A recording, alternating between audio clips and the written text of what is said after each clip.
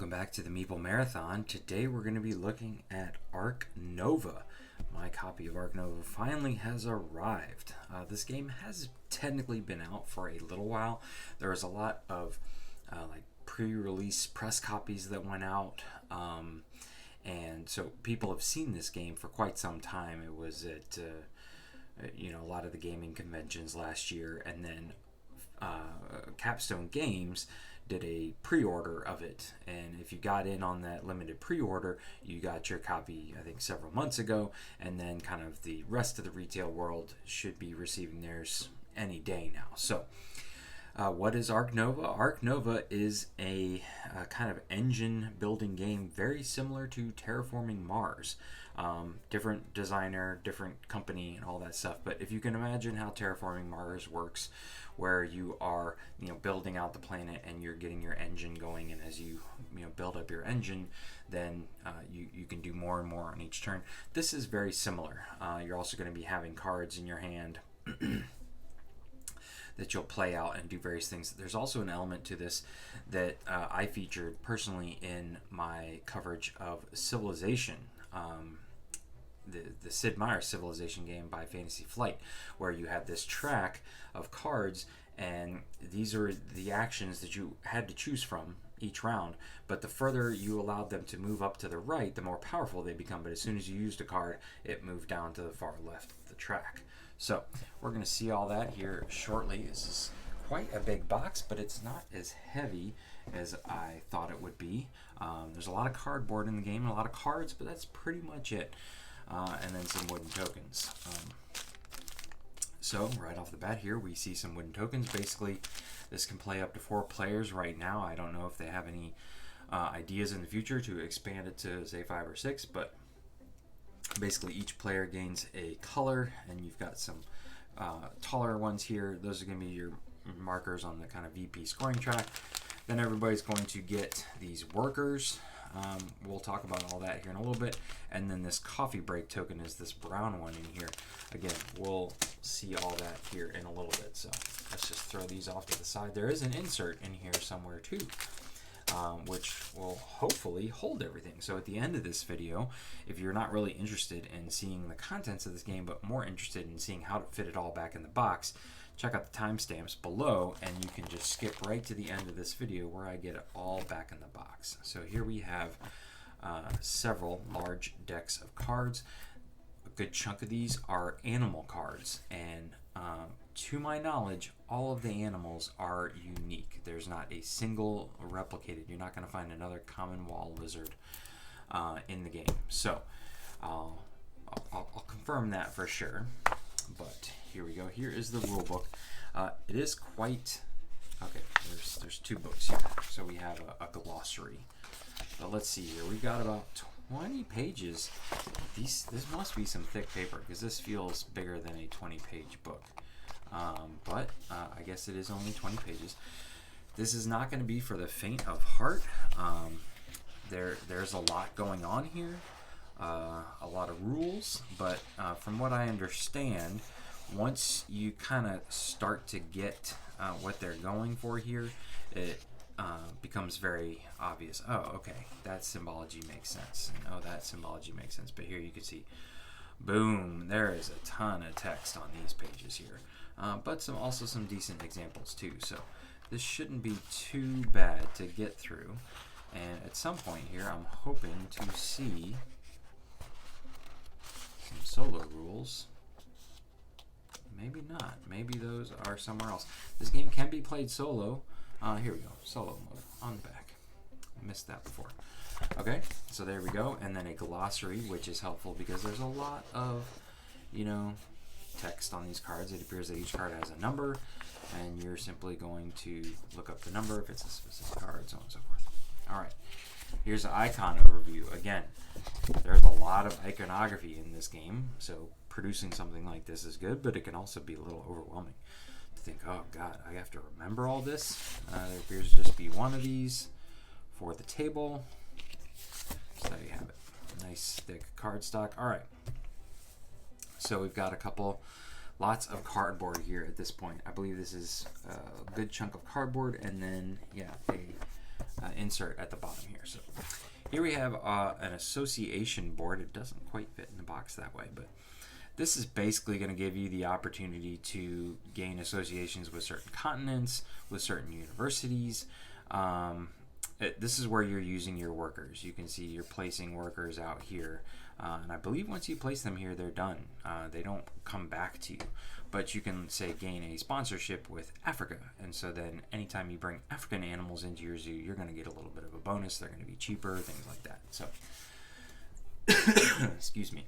So this sits off the side. This is going to be another one of those games that has a really long board from side to side. Very similar to, like, Paladins, if you can imagine that. All right. And then we have our player mats here, and these are double-sided. So you can see there is a, let's see if we can see where it's denoted here. There's an A side and a B side. Or maybe a 0 side and a 1 side, map 1 and map 0. But you should notice that map 0 on each side is the same. So here's a map 0 and here's a map 0. So map 0 is going to be the same on each side. This is what they recommend starting with, and everybody's on even footing. Or you can flip them over and play on map whatever the other number is, and you can see here's map 1, here's map 2, and these two are entirely different from each other. This one, you know, has, I don't know what this text means, observation tower, outdoor areas. You know, you can see that symbology here, so that must mean something. Oh, okay, here. Each adjacent standard enclosure has +2 capacity and gain 2 every time you flip an adjacent standard enclosure to its occupied side. So, a little bit of some asymmetrical powers, different looking map. Obviously, they recommend starting on the map 0 side, but it's nice that they included that.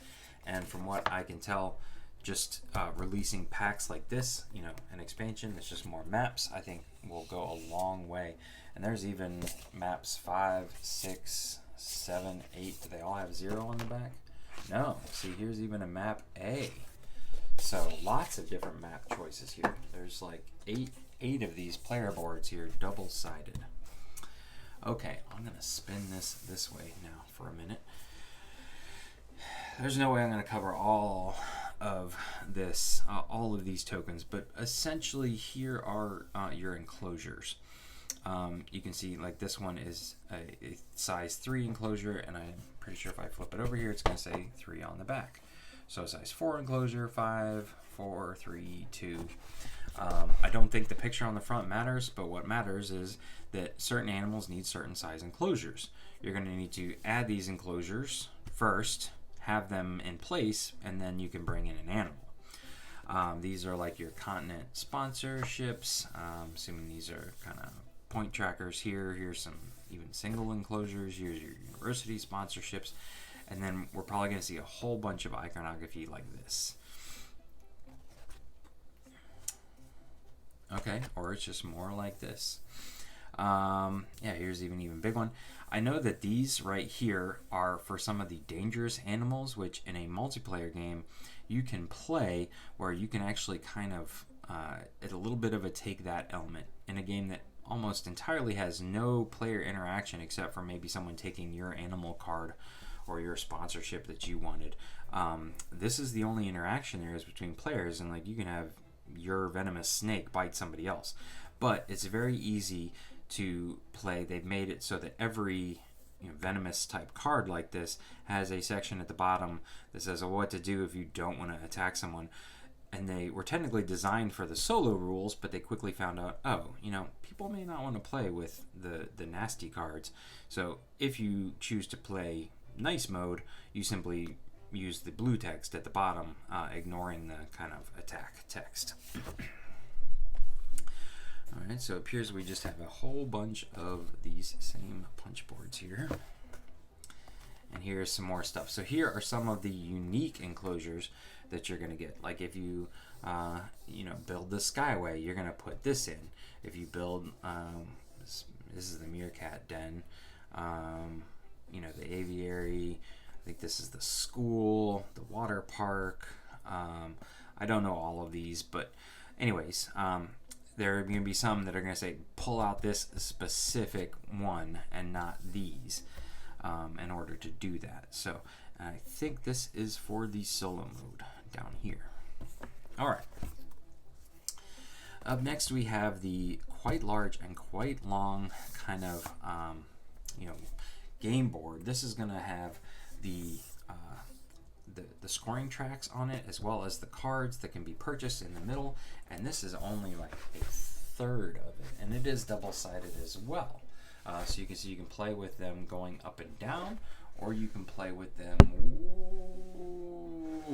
turned sideways. So depending on the orientation of the table, it may be better for people to be able to look at all of them from the side, maybe like a three-person game. I thought that was a nice touch. All right, so well, boom.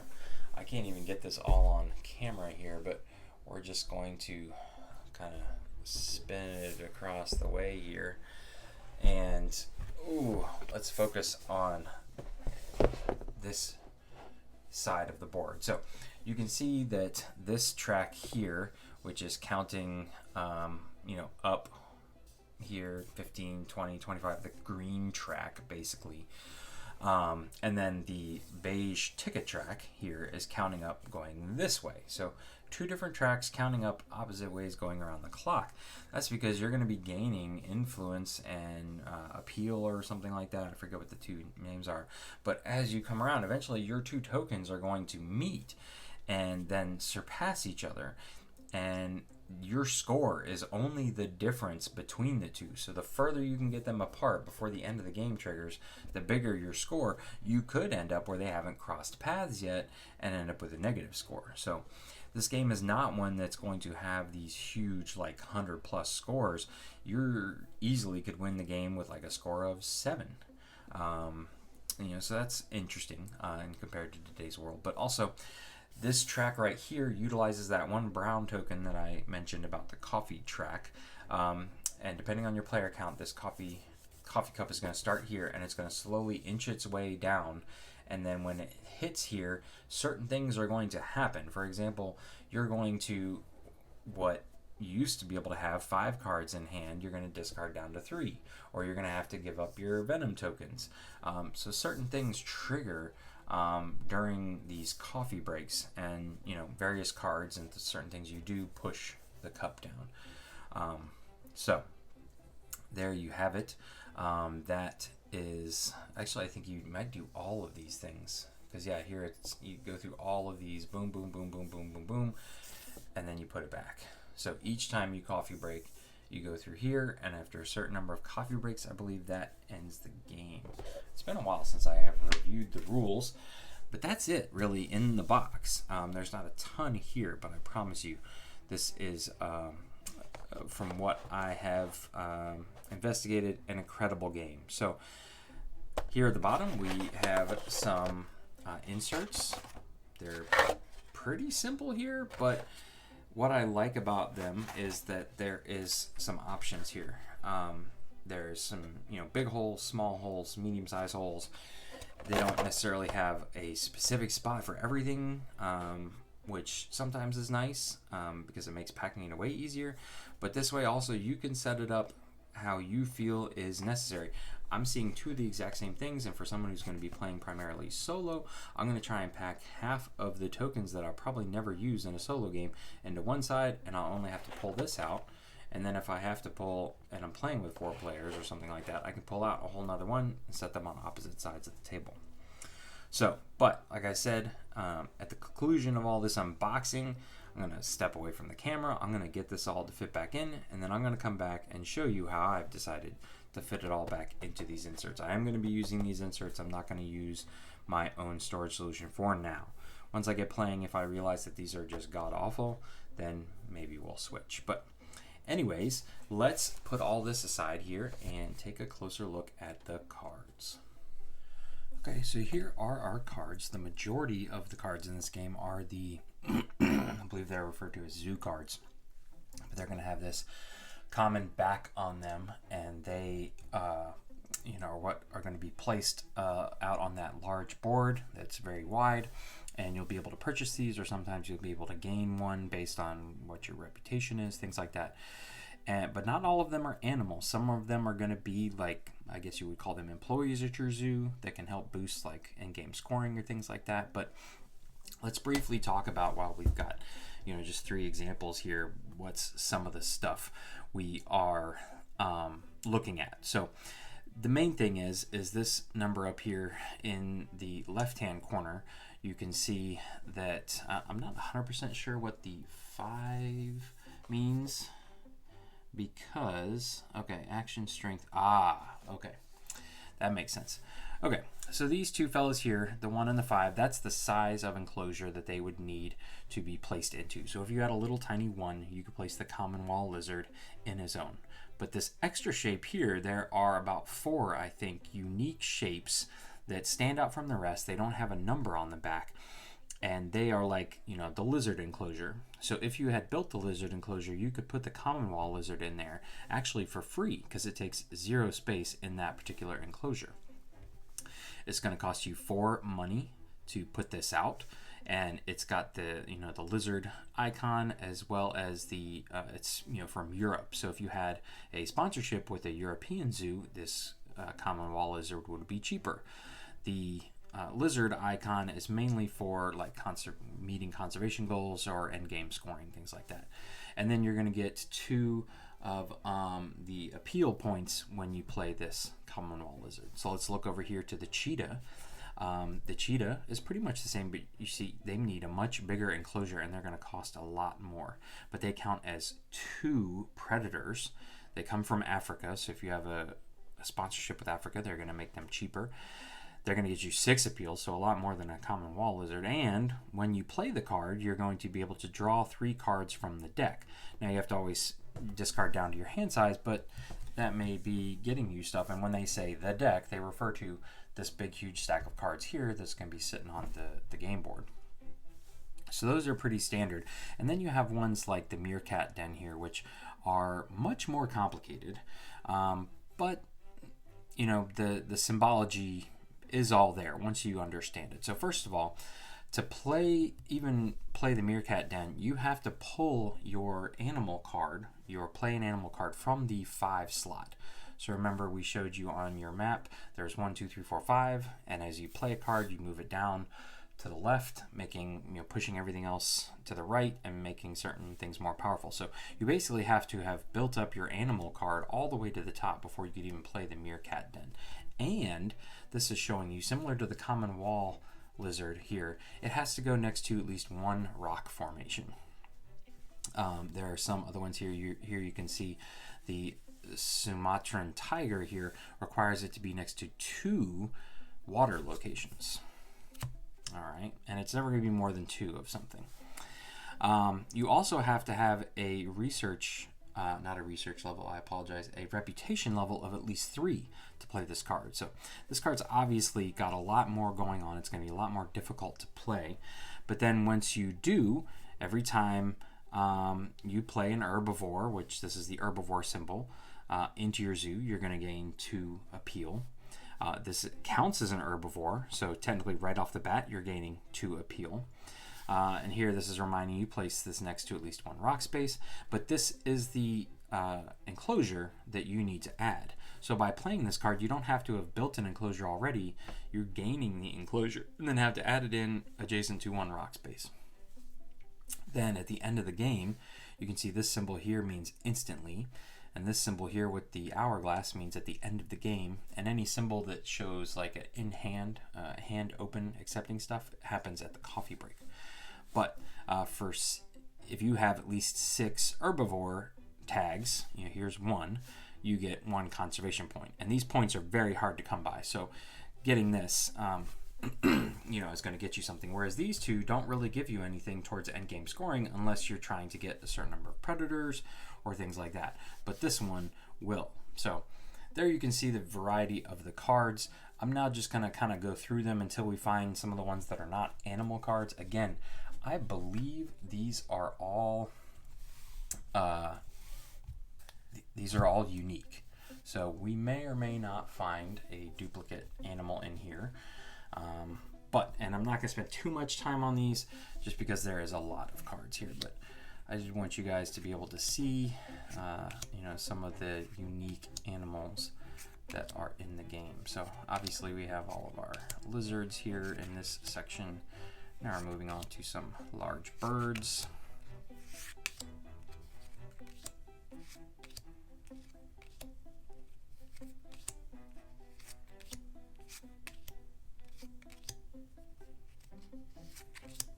Ooh, the bald eagle. The king vulture. See, the king vulture is going to need 3 other birds already played before you can play him out.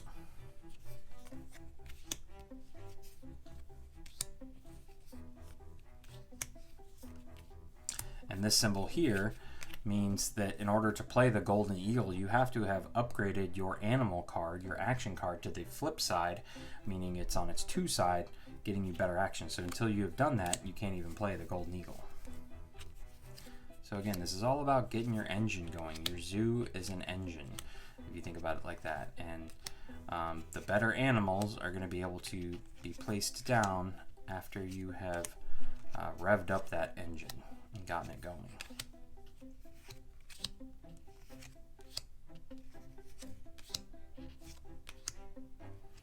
All right, so now we're moving on to these, I guess, like petting zoo type animals. Yeah, here we go, petting zoo. Pretty sure this is one of those unique locations. These are going to go in no matter what. All right, so now we see some of the employees, and they basically have a similar thing, but they use the association card to play them down, not the animal card. This one, for example, though, the association card has to be flipped to its 2 side and at level 5 before you can even play this guy. But then it's going to give you some stuff instantly, give you some endgame scoring, gives you a science tag, which is required on some, I know we saw it, but here we go. For example, the long-billed vulture here requires a science tag in order to place him down. So the science lab would cover that. All right, I'm gonna start going through these a little bit quicker because we still have a lot to go.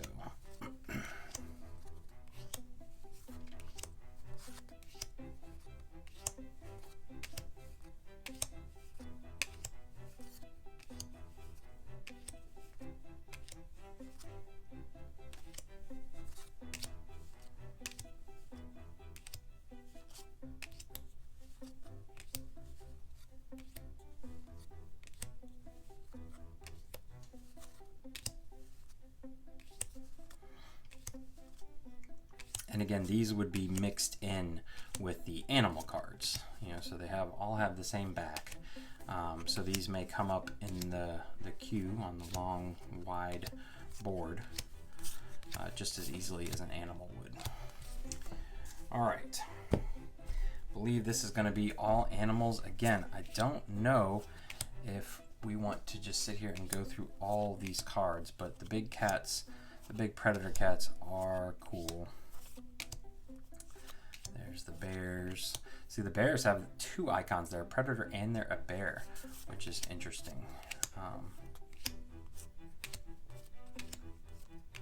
The wolf.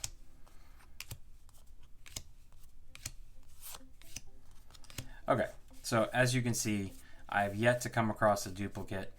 They're kind of combined, and so there is a lot of animals in here. And from what I can guess, this probably doesn't even cover all the different types of animals in the world. So again, expansion content coming, but there's that.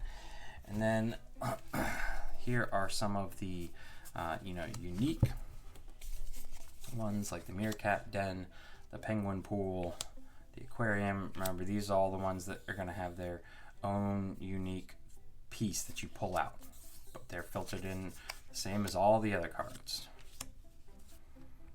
They're going to have a lot more. You can see here that the barred owl hut needs a 6 to get there. Well, wait a minute, it doesn't go up to 6. What you're going to have to do is get this card to the 5 slot and then pay one of your X tokens here. Your X token, you can see, kind of like lines up there with the white dots, but really a lot of this stuff refers to, like, you can do the action X number of times, and X is where it is on the action track.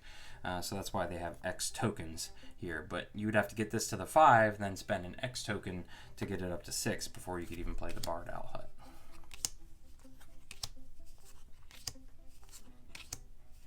Zoo School.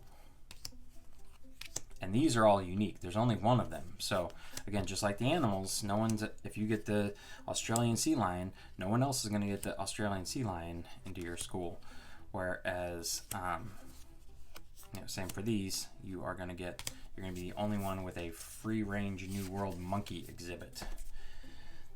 All right, now we have some of the conservation cards here. These, you can see there's 2 different backs here. Because these are going to be mixed in and are going to pop out. But I'm not sure, I believe when these come out, whether they automatically come off the board and get added to the area for you to complete. But basically here you can see that in order to do this, you have to be able to release one animal with an Asia icon into the wild. If you do, looks like you're going to gain some reputation, and then also you can, let's see, not sure what these symbols here mean, but I guess this is dependent on how big of a enclosure, how big of an animal did you release. So if you release the big one, you can claim the 5.1. I do know that you take your little markers and you place them on these cards so that nobody else can gain those points at the end of the game. And that's basically how these types of cards work. You basically have to acquire a bird or a reptile or a primate, things like that, and then release them. So I think you actually lose them from your engine. But again, these points here and kind of the green shield are how you win the game. So very important, and the scores are low. So then the ones with the green shield back are, these are going to be starting conservation efforts. So these you're going to shuffle up, and you're always going to choose, I believe, 3, or maybe it varies based on player count, but you're always going to be having something from this pile here as you're starting conservation efforts. That's why they have a different back, so they don't get mixed in with the other one. All right, then we have some additional cards that are endgame scoring cards. Everybody's going to be dealt 2 of these at the beginning of the game, and then at a certain point during the coffee break, you're going to have to choose which one are you going for. Are you, very similar to, like Nemesis does this, where you have 2 objectives, and once the first alien comes out, you have to choose one. But these are going to give you ways to make the direction you're taking your zoo unique from the person next to you, and give you surprise endgame points that people may not know how well you're doing. And again, you're dealt 2 per player, and each of them have to discard down to 1 at some point. And then last but not least, here we have the solo AI cards. I really have not looked into this enough to tell you what these are for, but you can see there's various actions that are the one side, and then I'm sure at some point you're going to flip these over to the 2 side. This goes along with this player board here that appears to just be the same thing on both sides. But again, I will be coming out with a video on how to play the game solo, doing a how to play video. If this is pretty easy, we'll combine them. If not, we'll have our own separate video for how to play just the solo game. But that's going to do it for all our cards. So again, if you're interested in figuring out how everything fits back into the box and how I decided to store my game using the included inserts, let's check that out right now. All right, so we've got everything tucked away in the box here. I really just added one item here, which we'll see here in a second. And at some point, I'm planning on finding some like tuck boxes for these cards. Right now, they're just in some baggies that I had on spare. You're basically pulling out every single card, especially if you're playing solo, for every game, and shuffling them up. With the amount of shuffling that you would want to do for this many cards, I am considering sleeving them. So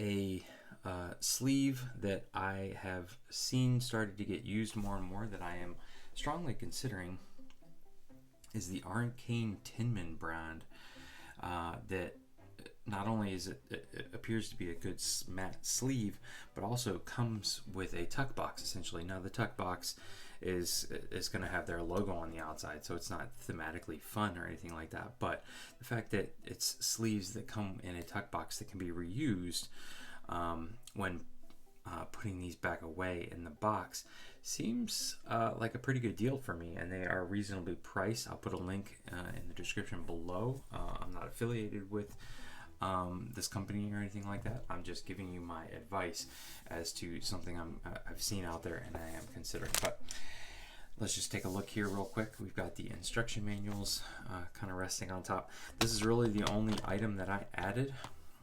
Basically, I was able to, with these small little bit bins here, these are from Amazon. I'll put a link in the description below for them. I've combined all of the workers and then cubes per player color. So I basically just hand these out to a player. They can pop them open. They don't need to dump out a baggie or anything like that. And so there's one for each player, and then I have one here for the X tokens, and I'll explain why here in a little bit, why the X tokens have their own separate thing. And then the coffee break marker goes, I just tucked it in there as opposed to with one of the other player colors. Again, I have all the cards right here. These are all of the cards that are going to be shuffled up. The zoo cards, for the most part, with the same back. These are going to be shuffled up together. And then everything in this baggie here is the solo AI cards, along with the solo AI board, the starting conservation efforts, and the bonus scoring cards. And everything else is, pretty much kind of laid in here so that everything lays as flat as possible. The player boards and that. And then here we have the included inserts. So I'm not going to bother pulling these out and opening them up, but my hope here is that, especially playing solo or two-player, I'm simply going to pull this one out and leave this one in the box. And I'll tell you why. For the most part, these contain the exact same amount of things. There's enough tiles in here for 4-player games, so I've split them up. The enclosures, half of them are right here, half of them are right here. So if I play a larger game, I'll pull both of these out. Then there's these set of unique enclosures that will come with certain cards that allow you to build them and then add animals into them. There's 4 sets of each of those, so 2 of them are here, 2 of them are here. All of the unique enclosures are right here, because this is the one I'm going to mainly pull out. All the money is right here, if you can call that money. This is probably my one gripe so far about the game, not having played it yet, but just production-wise, everything is really nice. I feel like the player mats, they could have gone, full cardboard on, but I'm okay with them being plastic like this. But this, I just don't understand why they couldn't even make it resemble a coin. If this is supposed to be in-game currency, it's just very, I feel like they punted at this point. But my plan is to use something from my collection, probably Scythe, the Scythe coins, because Scythe has the 1, the 5, the 10, and the 20, and I can easily pull those out and just use them. And frankly, I should start doing that more often for other games. Anyways, then over here I have the kind of starting bonus tiles that are going to go along the main board, the display, and then half of the continent sponsorships, half of the university sponsorships, the ×2. What I put in here to make room, the fact that I put all these starting bonus tiles in here, is all the Venom and Predator tokens in here. Because again, I'm primarily going to play this either solo or 2-player, and the Venom and the Predator tokens that take that mechanic is really better suited for the 3 and 4-player counts. So again, this one I'm hoping to just leave in the box most of the time, and this is the one I'm going to be pulling out. This way, especially when, this game already appears to be a table hog, only having to pull out one of these as opposed to both of them will make a huge difference when it's at the table. But anyways, that's what I've got for you today on Ark Nova. If you have any questions, please feel free to let me know in the comment section below. Again, this is just my unboxing and reboxing video.